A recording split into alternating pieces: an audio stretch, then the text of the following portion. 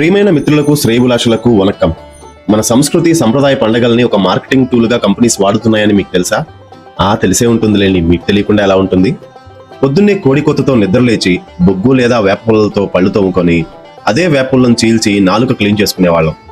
అప్పుడు 80 సంవత్సరాలు వచ్చినా ఓడని పళ్ళు ఇప్పుడు అదే బొగ్గు వేప పేస్ట్లో ఉందని వాడితే 6 నెలలకు ఒకసారి డెంటిస్ట్ని కలిసి రూట్ కెనాల్ చేయిస్తున్నారు. మన భారతీయ పండుగలు జనవరిలో వచ్చే భోగి, సంక్రాంతి, కనుమ, రథసప్తమి, మహాశివరాత్రి, హోలీ, ఉగాది, రంజాన్, శ్రీరామనవమి, గుడ్ ఫ్రైడే, హనుమాన్ జయంతి, బక్రీద్, తొలి ఏకాదశి, మొహరం, గురు పౌర్ణమి, వరలక్ష్మి వ్రతం, రాఖీ పౌర్ణమి, శ్రీకృష్ణ జన్మాష్టమి, వినాయక చవితి, ఓనం, బతుకమ్మ, దసరా, దీపావళి, నాగుల చవితి, కార్తీక పౌర్ణమి, సుబ్రహ్మణ్య షష్ఠి, క్రిస్మస్, డిసెంబర్ వరకు 27 పండుగలు చేసుకుంటాం. భారతీయ సంస్కృతిలో పండుగలు కుటుంబ ఆధ్యాత్మికత కోసం, కుటుంబ బంధాలు, పొదుపు, సరళమైన జీవన విధానాన్ని ప్రోత్సహిస్తుంది. కానీ కంపెనీలు వీటిని షాపింగ్ ఫెస్టివల్లా మార్చేస్తున్నాయి. డిస్కౌంట్స్, ఆఫర్స్, ఈఎంఐలు, క్రెడిట్ కార్డులు, ఫాస్ట్ ఫ్యాషన్, యూత్ కి ఫారెన్ బ్రాండ్స్, మోడర్న్ లైఫ్ అనే ఇమేజ్ క్రియేట్ చేసి అప్పుల్లో పడేలా చేస్తున్నాయి.